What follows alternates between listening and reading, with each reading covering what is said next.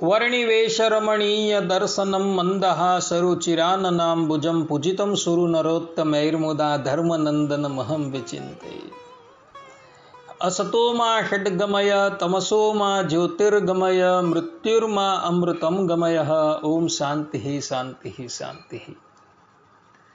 આજની જ્ઞાન સભાની અંદર પધારનારા બધા જ ભગવદ્ ભક્તોને વેદાંતાચાર્ય, પુરાણ ઇતિહાસાચાર્ય અને ફિલોસોફી શાસ્ત્રી રાકેશભાઈના હિતપૂર્વક જય સ્વામિનારાયણ।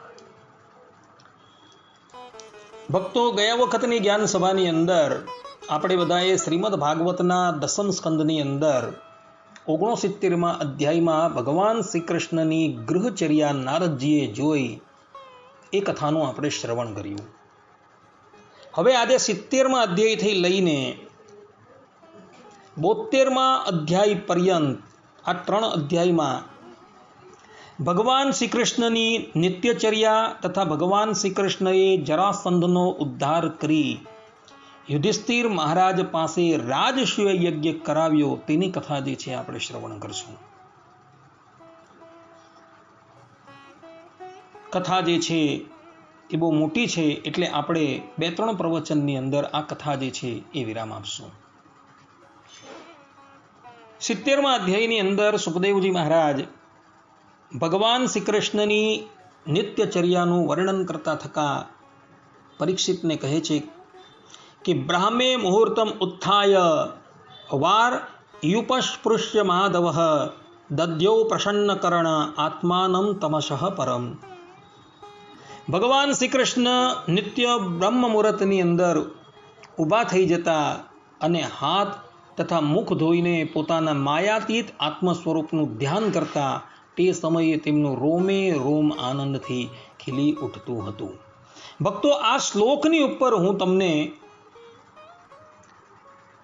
ધ્યાન દોરું છું। અહીં સ્પષ્ટ રૂપે સુખદેવજી મહારાજ એવું કહે છે કે ભગવાન શ્રી કૃષ્ણ પ્રાતઃકાળે વહેલા ઊભા થઈ જતા હતા અને હાથ મુખ ધોઈને પોતાના માયાતીત આત્મ સ્વરૂપ જે છે તેનું ધ્યાન કરતા હતા। કેટલાક દાર્શનિકકારો એવું માને છે કે ભગવાનનું રૂપ છે એ જ સ્વરૂપ છે અને સ્વરૂપ છે એ જ રૂપ છે। ભગવાનના રૂપ અને સ્વરૂપની અંદર કોઈ પણ જાતનો ભેદ નથી। પરંતુ અહીં શ્રીમદ ભાગવતના દસમ સ્કંદના 70માં અધ્યાયના 4th શ્લોકની અંદર સુખદેવજી મહારાજ સ્પષ્ટ રૂપે ભગવાનનું રૂપ પણ પૃથક છે અને સ્વરૂપ પણ પૃથક છે એવું વર્ણન કરે છે। કારણ કે એમાં સુખદેવજી મહારાજ સ્પષ્ટ રૂપે કહે છે કે ભગવાન પ્રાતઃકાલની અંદર બ્રહ્મ મુહૂર્તમાં વહેલા ઊભા થઈ જતા હતા અને માયાતીત પોતાના સ્વરૂપનું ભગવાન શ્રી કૃષ્ણ ધ્યાન કરતા હતા। અને આના દ્વારા એ વાત સ્પષ્ટ થઈ જાય છે કે ભગવાન શ્રી કૃષ્ણનું વપુ એટલે કે રૂપ જે છે એ પણ ભિન્ન છે અને સ્વરૂપ પણ ભિન્ન છે, પરંતુ રૂપ અને સ્વરૂપ જે છે એ અપૃથક છે। ભગવાનનું જે સ્વરૂપ જે છે એ અણુ નથી, કારણ કે શાસ્ત્રોની અંદર એમને નિત્યમ વિભુ કીધેલા છે, જ્યારે જીવાત્માને એશ અણુરાત્મા કહેલો છે। એટલે જીવાત્માનું સ્વરૂપ જે છે એ અણુ છે, જ્યારે ભગવાનનું સ્વરૂપ જે છે એ વિભુ છે। ને ભગવાન શ્રી કૃષ્ણનું રૂપ અને સ્વરૂપ જે છે એ ભિન્ન ભિન્ન છે એ ભાગવત તો પ્રતિપાદન કરે જ છે, પરંતુ વિશિષ્ટાદ્વૈત મતના આચાર્યો જે છે એ પણ પોતાના ગ્રંથોની અંદર ભગવાનનું રૂપ અને સ્વરૂપ જે છે એ ભિન્ન ભિન્ન બતાવે છે અને સાથે કહે છે કે ભગવાનનું રૂપ અને આ સ્વરૂપ જે છે એ અપૃથક છે, ભિન્ન હોવા છતાં પણ અપૃથક છે એવું સ્પષ્ટ રૂપે કહેલું જોવા મળે છે। રામાનુજાચાર્યજી શ્રીમદ ભગવદ્ ગીતાના ભાષ્યની અંદર પ્રારંભમાં મંગલાચરણની અંદર જ પ્રથમ સ્વરૂપનું વર્ણન કરે છે, ત્યારબાદ સ્વરૂપના ગુણો જ્ઞાન છે, બલ છે, ઐશ્વર્ય, શક્તિ છે ઇત્યાદિકનું વર્ણન કરે છે। ત્યારબાદ રામાનુજાચાર્યજી ભગવાનના રૂપનું વર્ણન કરે છે અને તે પછી રૂપના જે ગુણ જે છે, લાવણ્ય છે, સૌંદર્ય છે, માધુર્ય છે, એનું. અને રામાનુજાચાર્યજીએ જે શ્રીમદ ભગવદ્ ગીતાની ટીકા લખેલી છે એ ટીકાની ઉપર એમના જ સંપ્રદાયના એક આચાર્ય જેનું નામ છે વેદાંત દેશિક આચાર્ય, એવોએ તાત્પર્ય ચંદ્રિકા નામની ટીકા જે છે એ રચેલી છે. તેની અંદર આ બાબતનો ખુલાસો કરેલો છે. અર્થાત કે રામાનુજાચાર્યજીએ પ્રથમ સ્વરૂપનું વર્ણન, પછી એના ગુણોનું વર્ણન, પછી રૂપનું વર્ણન અને પછી એમના ગુણોનું વર્ણન શા માટે કર્યું? તો વેદાંત દેશિક આચાર્ય જે છે એનો ખુલાસો કરતા થકા પ્રારંભની અંદર જ કહી રહ્યા છે, સ્વરૂપ રૂપાપેક્ષયા ગુણ વિગ્રહાદિ નામ અપૃતક સિદ્ધ સામ્યેપી વિગ્રહાદિ ધારણ નિયમનાદો જ્ઞાનાદિ ગુણ ગણાપેક્ષત્વ દર્શનાય ઉત્તરો ઉત્તર સુગ્રહત્વાદિ સિદ્ધયે ચ પ્રથમમ ગુણોક્તિ. અર્થાત કે જેમ સ્વરૂપ સાથે તેના ગુણો અપૃતક સિદ્ધ છે, તેમ વિગ્રહાદિ પણ અપૃતક સિદ્ધ હોવાથી સ્વરૂપ કહ્યા પછી રૂપ કહેવામાં કશો વાંધો નથી. તથાપિ વિગ્રહાદિકના ધારણ નિયમન વગેરે વ્યાપારમાં સ્વરૂપના જ્ઞાન શક્તિ બલ આદિક ગુણોની અપેક્ષા જણાવવા રૂપ વર્ણન પહેલા સ્વરૂપના ગુણો કહેલા છે.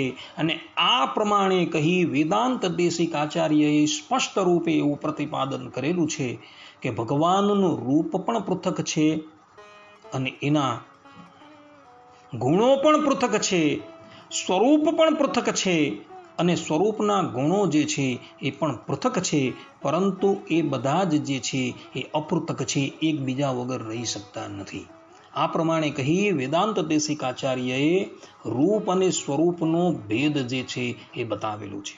જે પ્રમાણે રામાનુજાચાર્યજીએ રૂપ અને સ્વરૂપનો ભેદ બતાવેલો છે, તે જ પ્રમાણે વેદાંત દેશિક આચાર્યએ પણ રૂપ અને સ્વરૂપનો ભેદ જે છે એ બતાવેલો છે. અને આ જ વાત એમના સંપ્રદાયની અંદર પ્રગટ થયેલા અને યતીન્દ્રમત દીપિકાના રચયિતા શ્રીનિવાસ આચાર્યએ પણ યતીન્દ્રમત દીપિકાની અંદર કહેલી છે. આચાર્ય શ્રી યતીન્દ્રમત દીપિકાની અંદર કહે છે કે સ ચેશ્વરો વિભુ સ્વરૂપ વિભુત્વમ નામ વ્યાપકત્વમ તચ્ચેશ્વરસ્ય ત્રિધા સ્વરૂપો ધર્મપુત જ્ઞાનતો વિગ્રહતશ્ચેતિ. આ પ્રમાણે કહ્યું. આનો અર્થ એવો થાય છે કે પરમેશ્વર વિભુ સ્વરૂપ છે. વિભુત્વ એટલે કે વ્યાપકત્વ જાણવું. તે તો ત્રણ પ્રકારે છે. એક આત્મ સ્વરૂપથી, બીજું ધર્મભૂત જ્ઞાનથી અને ત્રીજું વિગ્રહથી. આ પ્રમાણે ત્રણ રીતે ભગવાન જે છે એ વિભુ તરીકે રહેલા છે. આમ કહી શ્રીનિવાસ આચાર્યજીએ પણ સ્પષ્ટ રૂપે કહ્યું છે કે ભગવાન જે છે એ આત્મ સ્વરૂપથી પણ વ્યાપક છે, એમના ગુણોથી પણ વ્યાપક છે અને વિગ્રહથી પણ વ્યાપક છે. આ પ્રમાણે કહી આચાર્ય શ્રીએ ભગવાનના રૂપ અને સ્વરૂપની અંદર સ્પષ્ટ રૂપે ભેદ પ્રતિપાદન કરેલું છે. અને આ જ સંપ્રદાયની અંદર એક લોકાચાર્ય નામના આચાર્ય થઈ ગયા, જેમનું બહુ મોટું નામ છે. એમણે પણ અર્થપંચક પ્રબંધની અંદર રૂપ અને સ્વરૂપનો ભેદ જે છે એ સ્પષ્ટ રૂપે સ્વીકાર કરેલો છે. અર્થાત કે ભગવાનનું રૂપ છે અને સ્વરૂપ છે એ બંને પૃથક પૃથક છે અને પૃથક હોવા છતાં પૃથક સિદ્ધ છે. પરંતુ એવું નથી કીધું કે સ્વરૂપ જે આત્મ સ્વરૂપ છે એ જ પોતે રૂપની અંદર પરિણિત થઈ ગયું, એવું નથી કહેતા. રામાનુજાચાર્યજીના પરમ ગુરુ યામુનાચાર્યજીએ પણ રૂપ અને સ્વરૂપનો ભેદ જે છે એ માન્ય કરેલું છે. યામુનાચાર્યજીએ એક ચતુશ્લોકીનું નિર્માણ કરેલું છે તથા સ્તોત્ર રત્નનું પણ નિર્માણ કરેલું છે. અને એના પર વેદાંત દેશિક આચાર્યએ ભાષ્યની રચના કરેલી છે અને એ ભાષ્યની અંદર પણ તેઓએ રૂપ અને સ્વરૂપનો ભેદ જે છે એ બતાવેલો છે. રામાનુજાચાર્યજીની ગુરુ પરંપરાની અંદર જ સ્વામિનારાયણ સંપ્રદાયની ગુરુ પરંપરા છે. કારણ કે રામાનુજાચાર્યજીએ સ્વયં પ્રગટ થઈને આ સ્વામિનારાયણ સંપ્રદાય, જેનું એક નામ ઉદ્ધવ સંપ્રદાય છે, તેના આદ્ય આચાર્ય ઉદ્ધવ અવતાર રામાનંદ સ્વામીને ભાગવતી દીક્ષા આપેલી હતી. તો ઉદ્ધવ સંપ્રદાયે રામાનુજાચાર્યજીએ પ્રતિપાદન કરેલો વિશિષ્ટાદ્વૈત મત જે છે એ જ ગ્રહણ કરેલો છે. અને ઉદ્ધવ સંપ્રદાયના વિદ્વાનોએ પણ સ્થાન સ્થાન પર રૂપ અને સ્વરૂપનો ભેદ જે છે એ બતાવેલો છે. ભગવાન સ્વામિનારાયણ પોતાના સ્વહસ્તે જે શિક્ષાપત્રી લખે છે, એ શિક્ષાપત્રીની અંદર ભગવાન સ્વામિનારાયણે પણ રૂપ અને સ્વરૂપનો ભેદ બતાવેલો છે. 107મા શ્લોકની અંદર હૃદયે જીવ જીવે યો અંતર્યામી તયા સ્થિત, આ પ્રમાણે ભગવાન સ્વામિનારાયણે ત્યાં કહેલું છે કે હૃદયની અંદર જીવ છે અને જીવની અંદર અંતર્યામી રૂપે પરમાત્મા રહ્યા છે.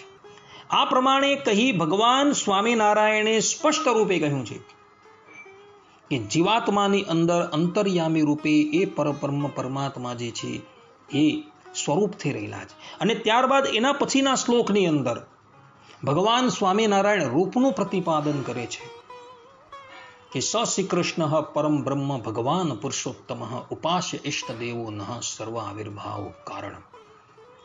તે ઈશ્વર તે કયા? તો પરબ્રહ્મ પરમાત્મા શ્રી કૃષ્ણ ભગવાન જે છે તે ઈશ્વર જાણવા. આ પ્રમાણે ભગવાન સ્વામિનારાયણે પણ શિક્ષાપત્રીના 107મા શ્લોકની અંદર અને 108મા શ્લોકની અંદર રૂપ અને સ્વરૂપનો ભેદ જે છે એ સ્પષ્ટ રૂપે પ્રતિપાદન કરેલું છે.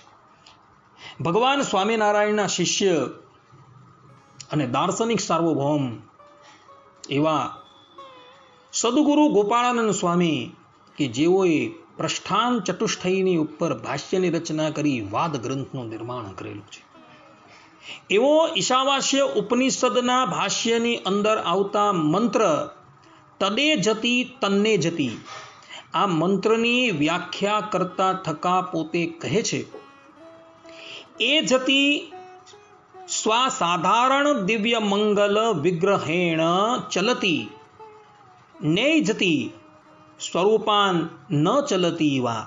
આ પ્રમાણે વ્યાખ્યા કરેલી છે. કહેવાનું તાત્પર્ય એ છે, ગોપાળાનંદ સ્વામી કહે છે કે ભગવાન જે છે એ પોતાના દિવ્ય મંગલ વિગ્રહ દ્વારા ચાલે છે, જ્યારે સ્વરૂપથી એ ભગવાન ચાલતા નથી. કારણ કે ભગવાનનું આત્મ સ્વરૂપ જે છે એ સમસ્ત જગ્યાએ વ્યાપીને રહ્યું છે. અને એટલે માટે સ્વામીજીએ આ પ્રમાણેનો અર્થ કરેલો છે. આ ઉપરાંત એમણે કઠ ઉપનિષદની અંદર, મુંડુક ઉપનિષદની અંદર, તૈતરીય ઉપનિષદની અંદર, છાંડોગ્ય ઉપનિષદની અંદર ઘણી જગ્યાએ રૂપ અને સ્વરૂપનો ભેદ જે છે એ પ્રતિપાદન કરેલું છે. ભગવાન સ્વામિનારાયણના શિષ્ય સદગુરુ મુક્તાનંદ સ્વામીએ બ્રહ્મસૂત્રની ઉપર ભાષ્યની રચના કરેલી છે. અને એ ભાષ્યની અંદર પણ તેઓએ રૂપ અને સ્વરૂપનો ભેદ જે છે એ બતાવેલો છે. આ ઉપરાંત સંપ્રદાયની અંદર અર્વાચીન કેટલાય વિદ્વાન થઈ ગયા છે. એ વિદ્વાનોએ પણ રૂપ અને સ્વરૂપ જે છે એનો ભેદ બતાવેલો છે. આ પ્રમાણે વિશિષ્ટાદ્વૈત મત જે છે એ મતના આચાર્યોનું કહેવું એવું છે કે ભગવાનનું રૂપ જે છે એ પણ પૃથક છે અને સ્વરૂપ જે છે એ પણ પૃથક છે. એ બંને પૃથક હોવા છતાં પણ બંને એકબીજાથી અપૃથક છે. રૂપ વગર સ્વરૂપ નથી અને સ્વરૂપ વગર રૂપ નથી. એવું વિશિષ્ટાદ્વૈત મતના આચાર્યો જે છે એ પોતાના ગ્રંથોની અંદર કહે છે. અને સુખદેવજી મહારાજ અહીં શ્રીમદ ભાગવતના 10મ સ્કંદના 70મા અધ્યાયના 4th શ્લોકની અંદર સ્પષ્ટ રૂપે આ વાત જે સ્વીકારે છે કે ભગવાન શ્રી કૃષ્ણ નિત્ય બ્રહ્મ મુહૂર્તમાં ઊભા થઈ જતા અને હાથ મુખ ધોઈને પોતાના માયાતીત સ્વરૂપનું ધ્યાન કરતા હતા. માયાતીત સ્વરૂપ આત્મ સ્વરૂપનું ધ્યાન કરતા હતા, કારણ કે મૂળની અંદર આત્મા શબ્દ લખેલો છે, આત્માનમ તમશઃ પરમ, એટલે પોતાના આત્મ સ્વરૂપનું એ ધ્યાન કરતા હતા. અને એના દ્વારા એ સ્પષ્ટ રૂપે પ્રતિપાદિત થઈ જાય છે કે ભગવાનનું રૂપ પણ જુદું છે અને સ્વરૂપ પણ જુદું છે. કેટલાક દાર્શનિકકારો એવું કહે છે કે પહેલા જે છે એ ભગવાનનું સ્વરૂપ હતું અને એ સ્વરૂપમાંથી જે છે એ રૂપ પ્રગટ થયું. જે પ્રમાણે જલ હોય અને એ જલમાંથી બરફ જે છે એ પ્રગટ થાય છે, અર્થાત કે જલની અંદર વિકાર થાય છે ત્યારે એ જલ જે છે એ ઘનીભૂત રૂપ ધારણ કરે છે, જેને બરફ કહેવાય છે. તે જ પ્રમાણે ભગવાનનું છે. પહેલા કેવલ ને કેવલ ભગવાનનું સ્વરૂપ હતું અને પછી એ સ્વરૂપ જે છે એ જ રૂપમાં પરિણિત થઈ ગયું. પરંતુ આ માન્યતા સંપૂર્ણ વડે શાસ્ત્રથી વિરુદ્ધ છે, કારણ કે ભગવાનને શાસ્ત્રોની અંદર અપરિણામી ગયા છે. આત્મા જે છે એની અંદર કોઈ પણ જાતનો વિકાર થતો નથી. છતાં પણ કેટલાક આચાર્યો જે છે એ આ પ્રમાણેની માન્યતા જે છે એ સ્વીકારે છે, પરંતુ આ માન્યતા વિશિષ્ટાદ્વૈતીઓને માન્ય નથી. વળી કેટલાક લોકો એવું પણ કહે છે કે ભગવત ધામના જે મુક્ત જે છે એ મુક્તોની અંદર દેહી ભાવ છે, પરંતુ ભગવાનની અંદર દેહી ભાવ નથી. તો એ લોકોએ આ શ્રીમદ ભાગવતના આ પ્રમાણને જોવાની જરૂર છે, કારણ કે શ્રીમદ ભાગવતના 10મ સ્કંદના 70મા અધ્યાયના 4th શ્લોકની અંદર સુખદેવજી મહારાજ પોતાના સ્વમુખે કહી રહ્યા છે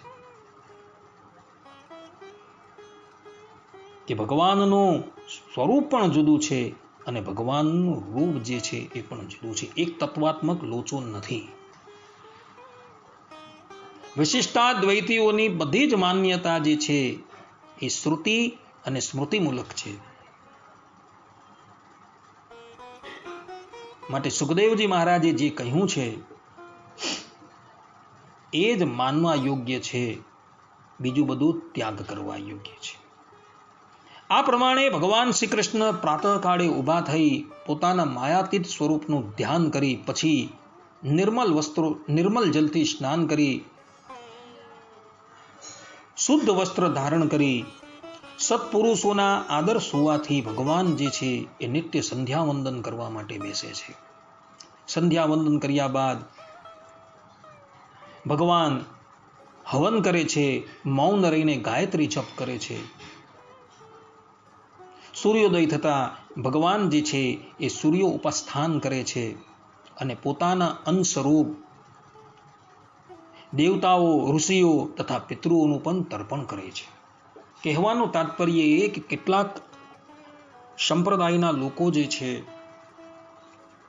એ એવું કહેતા ફરે છે કે ભાઈ આ સંધ્યાવંદન છે, આ પિતૃ તર્પણ છે, આ હવન આદિક છે, આ અગ્નિહોત્ર છે, એને તિલાંજલિ આપીને કેવલ ને કેવલ ભગવાનનું નામ સ્મરણ કરતા રહ્યું. પરંતુ તે લોકોની આ માન્યતા જે છે એ સંપૂર્ણપણે અસત્ય છે. શાસ્ત્રોની અંદર જે કર્મ કરેલા છે એ કર્મો કહેલા છે, એ કર્મનો ત્યાગ કરવાનો કોઈને પણ અધિકાર નથી. શ્રુતિ સ્મૃતિ મમેવ આજ્ઞા વિચ્છેદી મમ દ્રોહી, ભગવાન પોતે વરાહ પુરાણની અંદર કહે છે કે શ્રુતિઓ અને સ્મૃતિઓની અંદર જે આજ્ઞા આપવામાં આવેલી છે એ મારી જ આજ્ઞા છે. જે પણ કોઈક વ્યક્તિ એ આજ્ઞાનો ભંગ કરે છે એ મારો દ્રોહી છે. શ્રુતિ કહે છે કે નિત્ય સંધ્યાવંદન કરવું, તો એ શ્રુતિ કહે છે એટલે ભગવદ આજ્ઞા છે, તો સંધ્યાવંદન કરવું એ આજ્ઞા ભગવાનની આજ્ઞા છે. એ પ્રમાણે ગ્રહણ કરી એ આજ્ઞા પાળવાની છે. તો એ આજ્ઞા તમે પાળો તો તમે પણ ભાગવત ધર્મનું આચરણ કરેલું કહેવાશે. ભગવાન શ્રી કૃષ્ણ છે, ભગવાન શ્રી રામ છે, ભગવાન સ્વામિનારાયણ છે, ભગવાન નરનારાયણ દેવ છે, એ લોકો ક્યારેય પણ શ્રુતિ અને સ્મૃતિની આજ્ઞાનો ભંગ કરતા ન હતા, કારણ કે એ લોકો સત્પુરુષોના આદર્શ હતા. એ લોકો જો અસાવધાન થઈને શ્રુતિ અને સ્મૃતિ પ્રમાણે આચરણ ન કરે તો પછાડથી અંધ પરંપરા જે છે એનો પ્રારંભ થઈ જાય. કારણ કે ભગવાન પોતે જ ગીતાની અંદર કહે છે, યદ્યદ આચરતિ શ્રેષ્ઠ તત્તત એવ ઇતરે જનાઃ. જેવું મોટા પુરુષો, શ્રેષ્ઠ પુરુષો આચરણ કરે છે તેવું જ તેની પછીની પેઢીના લોકો જે છે એ આચરણ કરે છે. એટલે સત્પુરુષોનો આદર્શ જે છે એ પ્રસ્થાપિત કરવા માટે ભગવાન શ્રી કૃષ્ણ પણ પ્રાતઃકાલે ઊભા થઈ પોતાના આત્મ સ્વરૂપનું ધ્યાન કરતા હતા, પછી સ્નાન કરતા હતા, હોમ કરતા હતા, ગાયત્રી જાપ કરતા હતા, અને પછી દેવતાઓ અને પિતૃઓનું તર્પણ કરતા હતા. પછી ભગવાન શ્રી કૃષ્ણ જે છે એ નિત્ય 13,084 ગાયોનું દાન કરતા હતા. પોતે દ્વારકાધીશ છે, એટલે દ્વારકાધીશ હોવાથી જેના શિંગડાની અંદર સુવર્ણ મળેલું છે એવી 13,084 ગાયોનું ભગવાન દાન કરતા હતા. તદંતર ભગવાન શ્રી કૃષ્ણ જે છે એ પોતાની વિભૂતિ રૂપ ગાયો છે, બ્રાહ્મણો છે, દેવતાઓ છે, કુલના વડીલો છે, વૃદ્ધો છે, ગુરુજનો છે અને સમસ્ત પ્રાણીઓને પ્રણામ કરીને માંગલિક વસ્તુઓનો સ્પર્શ કરતા હતા.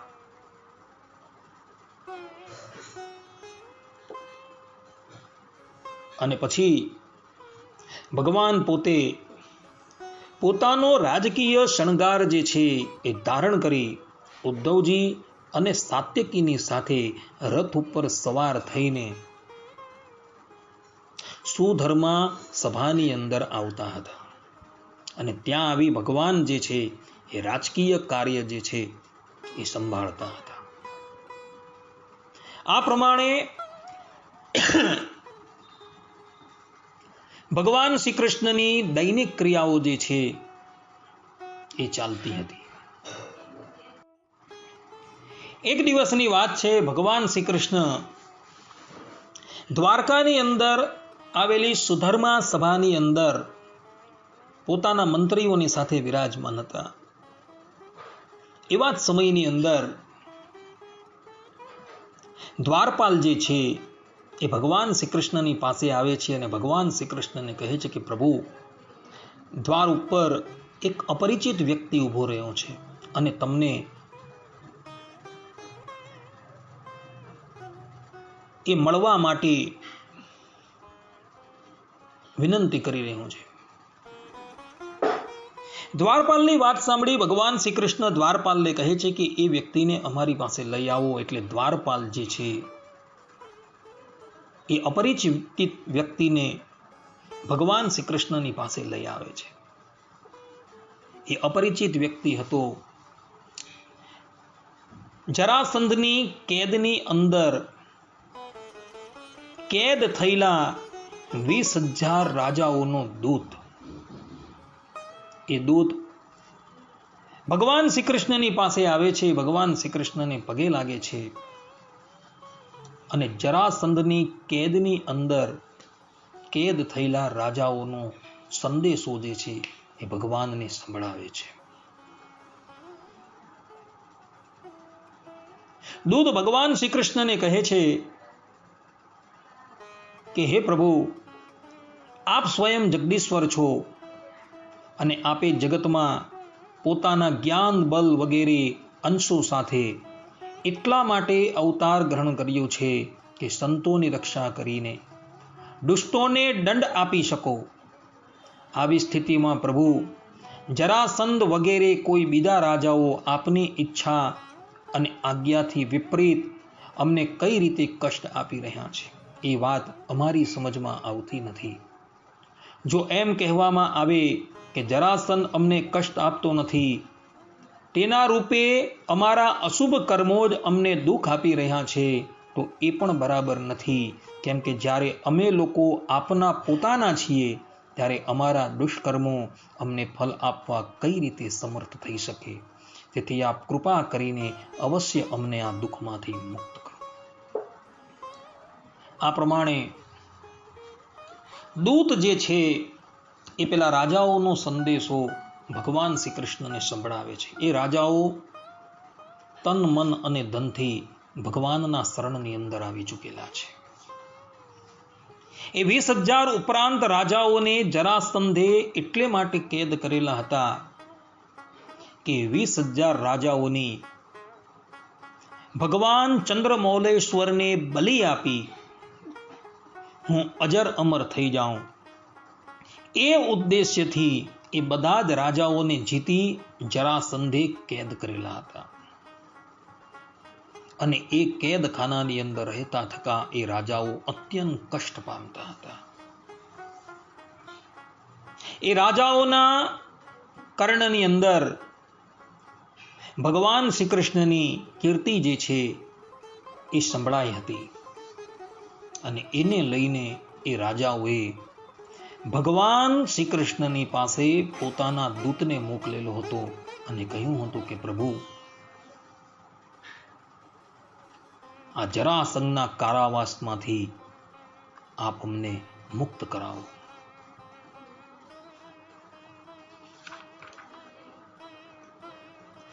આ પ્રમાણે જ્યાં દૂત કહી રહ્યો હતો એવા જ સમયની અંદર દેવર્ષિ નારદજી જે છે એ સુધર્મ સભાની અંદર આવે છે. દેવર્ષિ નારદજી ત્યાં પધાર્યા એટલે બધા જ યાદવો ઊભા થઈ ગયા છે. ભગવાન શ્રી કૃષ્ણ પણ ઊભા થયા છે. દેવર્ષિ નારદજીના ચરણની અંદર વંદન કર્યા છે અને પછી એમનો હાથ પકડી ભગવાન શ્રી કૃષ્ણએ દેવર્ષિ નારદજીને એક આસનની ઉપર બિરાજમાન કર્યા. ભગવાન શ્રી કૃષ્ણએ એમની વિધિપૂર્વક પૂજા કરી અને પછી મધુર વાણીની અંદર ભગવાન શ્રી કૃષ્ણ એને કહે છે કે હે દેવર્ષિ, અત્યારે ત્રણેય લોકમાં કુશલ મંગલ તો છે ને? આપ ત્રણેય લોકની અંદર વિચરણ કરતા રહો છો, એનાથી અમને બહુ મોટો લાભ મળે છે કે ઘર બેઠા બેઠા જ અમને ત્રિલોકીના સમાચાર જે છે એ પ્રાપ્ત થઈ જાય છે. હાલના સમયની અંદર મારા પ્રિય યુધિષ્ઠિર આદિક પાંડવો શું કરવા ઈચ્છે છે એ અમને કહો. ભગવાન શ્રી કૃષ્ણની વાત સાંભળી દેવર્ષિ નારદ જે છે એ ભગવાન શ્રી કૃષ્ણને કહે છે કે પ્રભુ, આપ તો સર્વજ્ઞ છો, બધું જાણો છો, છતાં પણ આપ અમને પૂછી રહ્યા છો. હું હમણાં ઇન્દ્રપ્રસ્થથી જ અહીં આવેલો છું. યુધિષ્ઠિર આદિક પાંડવો એવું વિચારી રહ્યા છે કે આપણે રાજસૂય યજ્ઞ કરીએ અને રાજસૂય યજ્ઞ દ્વારા એવો તમારી આરાધના કરવા માંગે છે.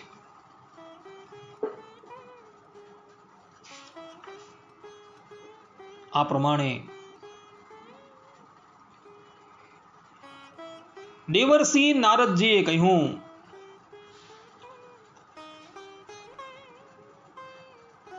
ત્યારબાદ ભગવાન શ્રી કૃષ્ણ જે પેલા દૂતની સાથે વાત કરતા હતા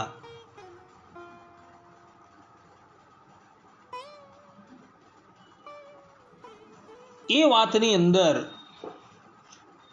ભગવાન શ્રી કૃષ્ણ ઉદ્ધવજીને પૂછે છે કે હે ઉદ્ધવજી, તમે અમારા હિતૈષી સુરદ છો, તો આપણે આ બાબતની અંદર શું કરવું? શું યુદ્ધ કરીને આપણે જરાસંઘને જીતવો કે જરાસંઘને જીતવા માટે અન્ય કોઈ ઉપાય છે? ભગવાન શ્રી કૃષ્ણની વાત સાંભળી પરમ જ્ઞાની બૃહસ્પતિજીના શિષ્ય ઉદ્ધવજી ભગવાન શ્રી કૃષ્ણને કહે છે કે હે પ્રભુ,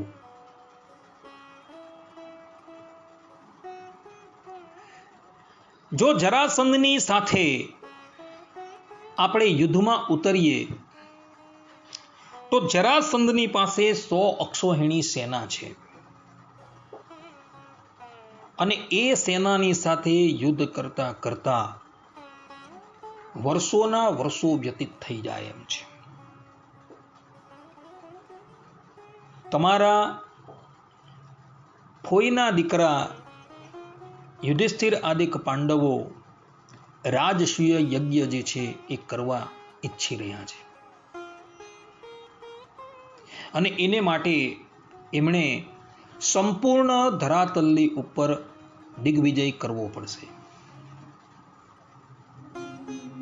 એ બધા રાજાઓને એ પાંડવો તમારી સહાયતાથી જીતી તો લેશે જ, પરંતુ જરાસંધ જે છે એને જીતવો બહુ કઠણ છે. 100 અક્ષોહિણી સેના જે છે એનો સામનો કરવો બહુ કઠિન છે.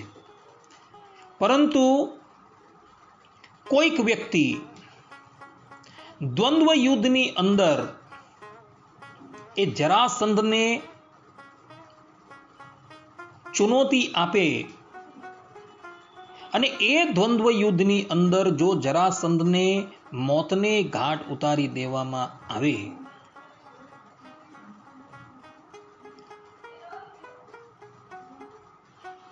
તો આ સમસ્યા જે છે એ સરળતાથી નિવૃત્ત થઈ જાય એમ છે. મારો વિચાર એવો છે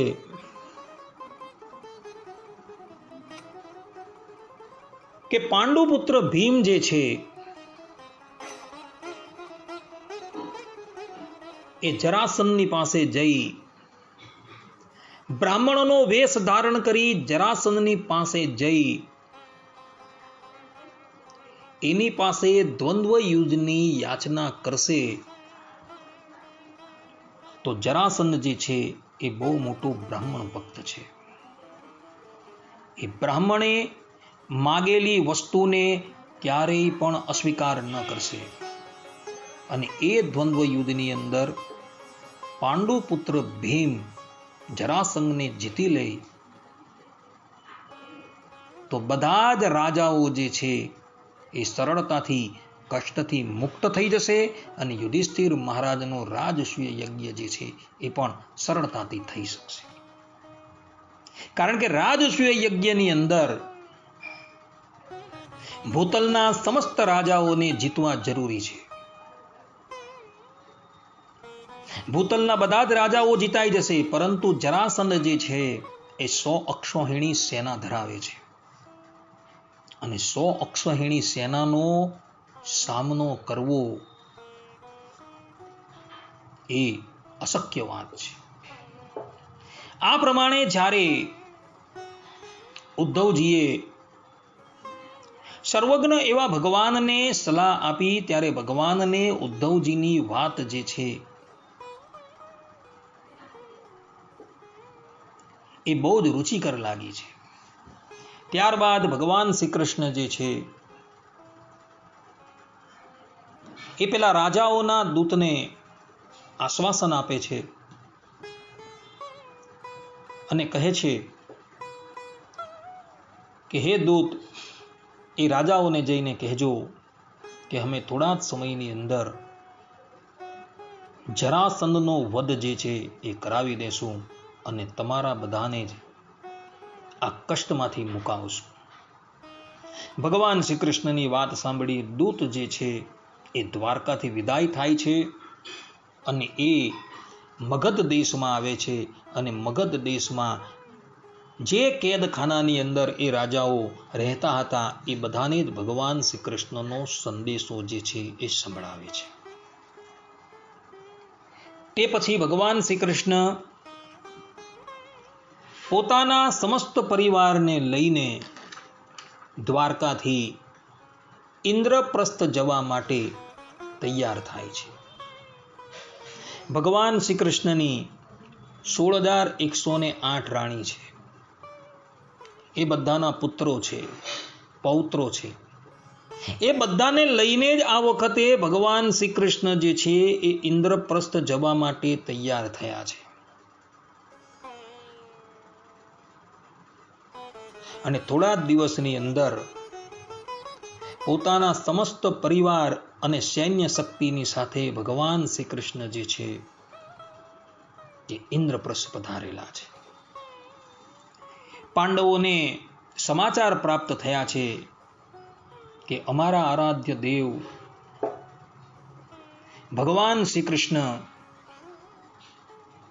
અત્યારે ઇન્દ્રપ્રસ્થ આવી રહ્યા છે. એ લોકો ભગવાનનું સામૈયું કરવા માટે સન્મુખ જાય છે અને ધામધૂમથી ભગવાનને નગરની અંદર પધરાવે છે. નગરમાં આવ્યા બાદ ભગવાન શ્રી કૃષ્ણ યુધિષ્ઠિર મહારાજના મહેલની અંદર આવે છે. મહેલની અંદર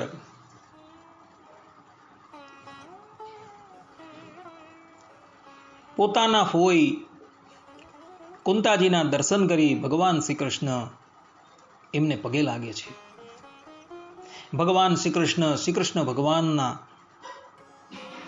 ભગવાન શ્રી કૃષ્ણના દર્શન કરી કુંતાજીનું હૃદય જે છે એ પ્રેમથી ભરાઈ જાય છે. તેઓ ભગવાન શ્રી કૃષ્ણને ભેટી પડે છે. એ વખતે દ્રૌપદીજી પણ એ સ્થળ પર ઉપસ્થિત હોય છે. દ્રૌપદીજી તથા ભગવાન શ્રી કૃષ્ણના બહેન સુભદ્રાજી જેના લગ્ન અર્જુનજીની સાથે થયા હતા એઓ પણ ભગવાન શ્રી કૃષ્ણને પગે લાગે છે.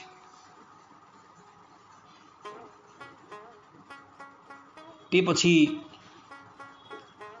ભગવાન શ્રી કૃષ્ણ એમની પતરાણીઓ એઓની સમસ્ત સૈન્ય શક્તિના ઉતારાની વ્યવસ્થા યુધિષ્ઠિર મહારાજ પોતાના સેવકો પાસે કરાવે છે. ભગવાન શ્રી કૃષ્ણ ઇન્દ્રપ્રસ્થની અંદર ઘણા મહિનાઓ પર્યંત રહે છે. એ સમય દરમિયાન અર્જુનજીની સાથે રહી ભગવાન શ્રી કૃષ્ણ ખાંડવ વનને બાળીને અગ્નિને તૃપ્ત કરે છે. ભગવાન શ્રી કૃષ્ણ અને અર્જુન દ્વારા તૃપ્ત થયેલા અગ્નિદેવ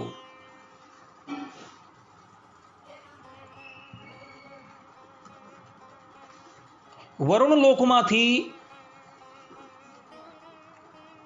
અર્જુનજીને માટે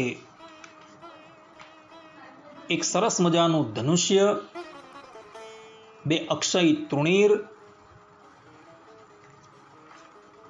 આ ઉપરાંત એક દિવ્ય કવચ અને એક દિવ્ય રથ જે છે એ લઈને ઉપસ્થિત થાય છે.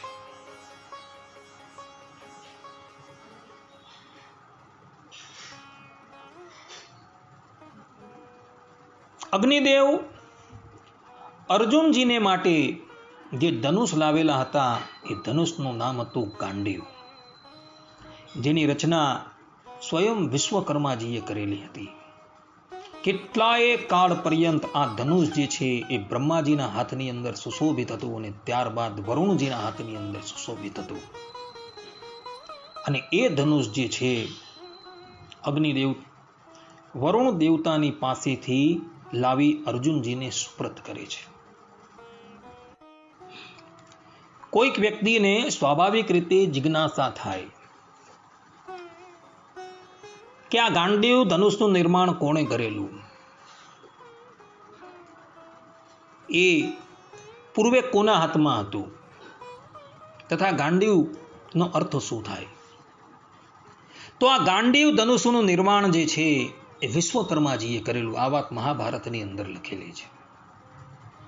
અને સર્વપ્રથમ આ ગાંડીવ ધનુષ જે છે એ બ્રહ્માજીના હાથની અંદર સુશોભિત થતું હતું. કેટલાય કાળ પર્યંત આ બ્રહ્માજીના હાથની અંદર સુશોભિત રહ્યું. ત્યારબાદ આ ગાંડીવ ધનુષ જે છે એ વરુણદેવના હાથની અંદર સુશોભિત થતું હતું. વરુણદેવે એના દ્વારા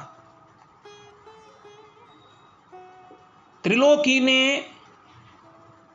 સર કરેલી, અર્થાત કે સંપૂર્ણ બ્રહ્માંડની અંદર એમણે દિગ્વિજય કરેલો હતો અને રાજસૂય યજ્ઞ કરેલો હતો.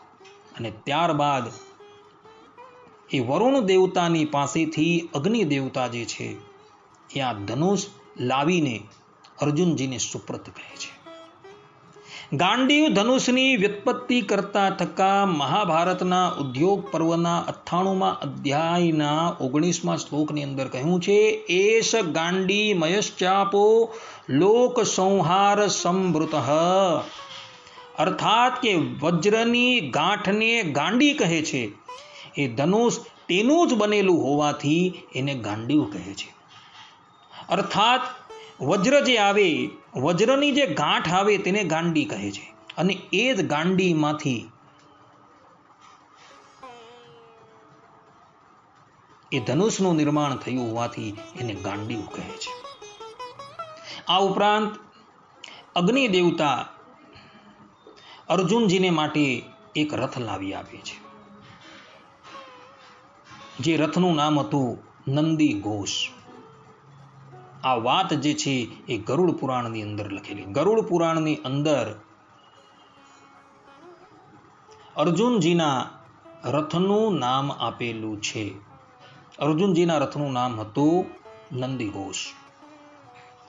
એ નંદી ઘોષ નામનો રથ જે છે એ અગ્નિ દેવતા અર્જુનજીને સુપ્રત કરે છે. એ રથની વિશેષતા એ હતી કે એની અંદર 4 ઘોડા જોડેલા હોય છે. યુદ્ધની અંદર કદાચ એક ઘોડો મૃત્યુ પામે તો આપોઆપ એની અંદર નવો ઘોડો જે છે એ જોડાઈ જતો હતો. અર્જુનજીના હાથની અંદર જે ધનુષ હતું એ ધનુષની પણ બહુ જ વિશેષતા હતી. એ ધનુષ કોઈનાથી ભંગાતું તો હતું જ નહીં. કોઈ દિવ્ય અસ્ત્ર હોય કે કોઈ પણ શસ્ત્ર હોય એનાથી એ ધનુષ જે છે એ ક્યારેય પણ ખંડિત થતું ન હતું. એ ધનુષની જે દોરી જે છે એ દોરીને કોઈ તોડી નાખે તો એના સ્થાનની ઉપર તત્કાલ નવી દોરી જે છે એ ઉપસ્થિત થઈ જતી હતી. મહાભારતના યુદ્ધની અંદર કર્ણ પર્વની અંદર એક કથા આવે છે. કર્ણ રાજાએ અર્જુનજીની સાથે થયેલા યુદ્ધની અંદર 100 વખત અર્જુનજીના ધનુષની દોરી તોડી નાખેલી. પરંતુ એ દોરી જે છે એ આપોઆપ જ એ ધનુષની ઉપર પાછી જોડાઈ જતી હતી. એવી એ ધનુષની વિશેષતા હતી. તો એવું દિવ્ય ધનુષ જે છે એ અગ્નિદેવ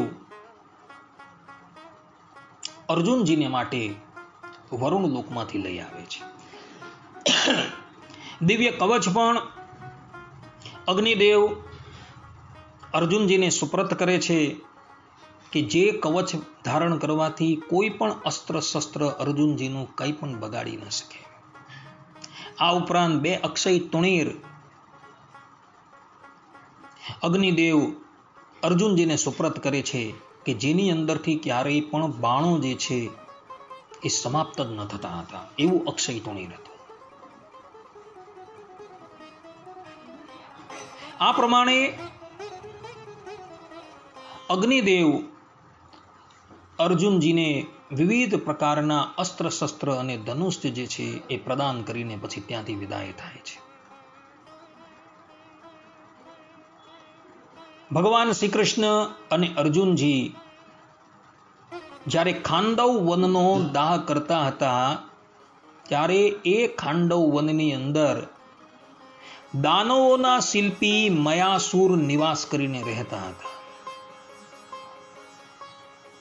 ખાંડવ વનની પ્રચંડ જ્વાળાઓથી મયાસુર દગ્ધ થવા લાગ્યા ત્યારે અર્જુનજી એ મયાસુરને બચાવી લે છે.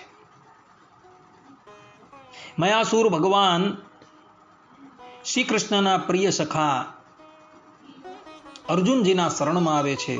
ભગવાન શ્રી કૃષ્ણ એનો વધ નથી કરતા.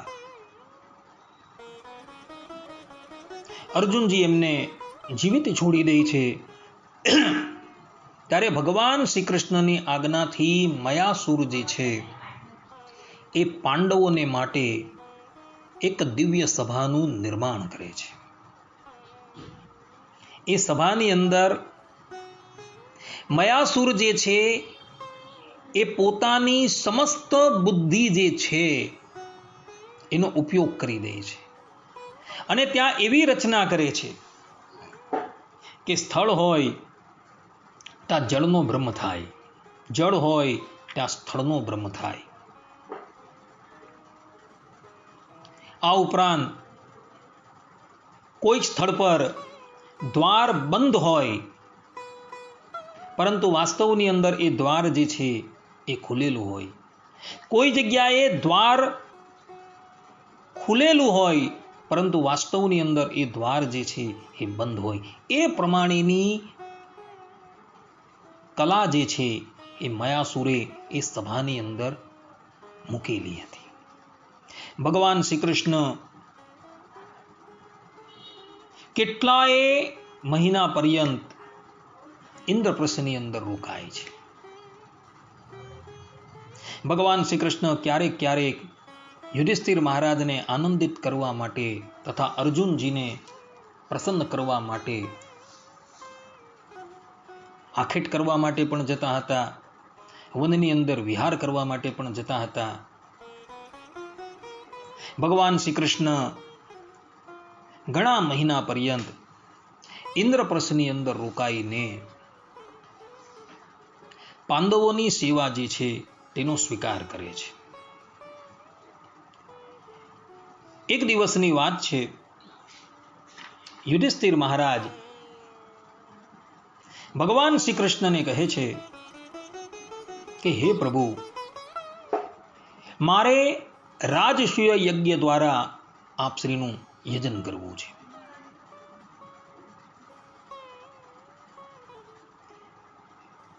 ધર્મરાજ યુધિષ્ઠિરની વાત સાંભળી ભગવાન શ્રી કૃષ્ણએ યુધિષ્ઠિર મહારાજના પ્રસ્તાવને સ્વીકાર કરી લીધો અને કહ્યું કે રાજસૂય યજ્ઞ કરતા પહેલા તમારે ભૂતલની ઉપર સમસ્ત રાજાઓને જીતવા પડશે.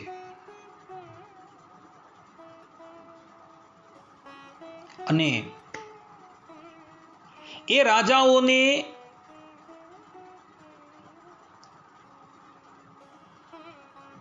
જીતવા માટે ભગવાન શ્રી કૃષ્ણએ અર્જુનજીને, ભીમસેનને, નકુલજી અને સહદેવજીને સૈન્ય શક્તિ સાથે 4 દિશાની અંદર મોકલા અને એ બધા જ પાંડવોની અંદર ભગવાન શ્રી કૃષ્ણએ પોતાની શક્તિનો સંચાર કર્યો. યુધિષ્ઠિર મહારાજ ઇન્દ્રપ્રસ્થની અંદર જ રહે છે. ચારેય પાંડવો ચારેય દિશાઓની અંદર રહેલા રાજાઓને જીતી લાવી અપાર ધનરાશિ જે છે એ લાવી ભગવાન શ્રી કૃષ્ણના ચરણની અંદર મૂકી દે છે. પરંતુ પોતાના ભાઈઓ થકી એવા સમાચાર પ્રાપ્ત થયા કે હજુ જરાસંધ જીતાયો નથી. એટલે યુધિષ્ઠિર મહારાજ જે છે એ શોકાતુર થઈ ગયા કે જરાસંધને આપણે જીતવું કેવી રીતના. જરાસંધ અજેય શા માટે રહ્યું? કેમ જરાસંધ જીતાયો નહીં? આ જરાસંધ ની ઉત્પત્તિ કેવી રીતના થઈ છે? તથા જરાસંધનો પૂર્વ જન્મ શું હતો? એ બધી જ બાબતોની ચર્ચા જે છે એ હવે પછીના પ્રવચનની અંદર આપણે કરશું. ત્યાં લગીન બધા જ ભગવત ભક્તોને હેતપૂર્વક જય સ્વામિનારાયણ. સર્વે સંતો નિરામયઃ, સર્વે સુખીનો ભવંતુ, સર્વે ભદ્રાણી પશ્યંતુ, મા કશ્ચિત દુઃખ ભાગ ભવેત. અસ્તુ. જય સ્વામિનારાયણ.